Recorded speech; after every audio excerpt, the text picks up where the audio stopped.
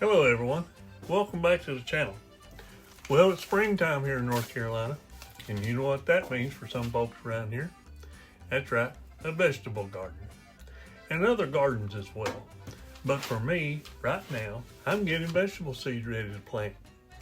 I try to collect my seeds from last year's crop by letting a few of the vegetables stay on the vine or the plant until they go to seed. I then collect the seeds, dry them out, store them, until they're ready to plant for the next season. I also like to start the seeds indoors, so hopefully they'll sprout and be ready to put in the ground after the last frost. Around these parts, I generally plant about 1 to 2 weeks after Easter. I like to plant the seeds in little homemade pots made from newspaper filled with potting soil. They're super easy to make, inexpensive, and they're almost biodegradable. So let's get started. First thing you're going to need is some paper. I like to use plain newspaper that's not been printed on. I cut it into squares about 15 inches by 12 inches and then fold it in half, so I end up with a piece 15 inches by about 6 inches. It'll look something like this.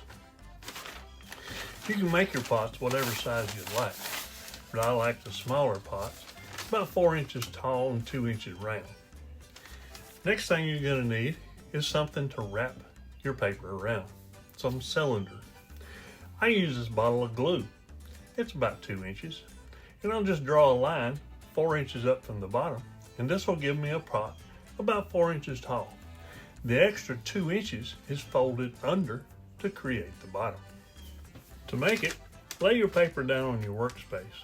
Line the mark on the cylinder up with the top edge of the paper and just roll it up. That simple. Don't make it too tight because you won't be able to remove it. Then take a little piece of tape that so it won't come off. Fold up your bottom. And I always like to put a little piece of tape on that as well to hold everything secure. Remove it off of your cylinder and there's your little pot. Fill it full of potting soil, plant your seed, and you're set. Once you get all your little pots made up, now you need to fill them up with potting soil. I like to use a little funnel and it goes right in top. It makes it real easy and less messy.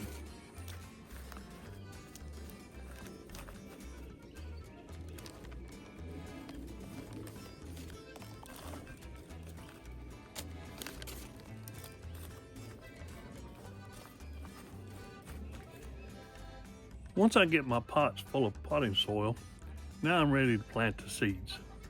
Today I'm going to plant cucumbers. It's just a small pickling cucumber.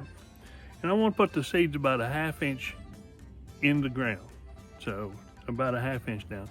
What I normally do is just take a pencil and just poke a hole right in the middle of the little pot.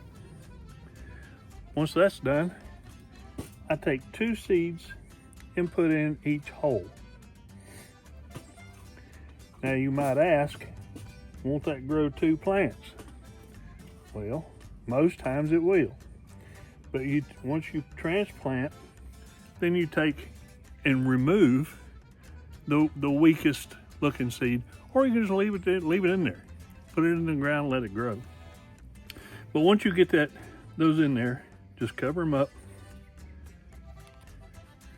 Make sure to get in there.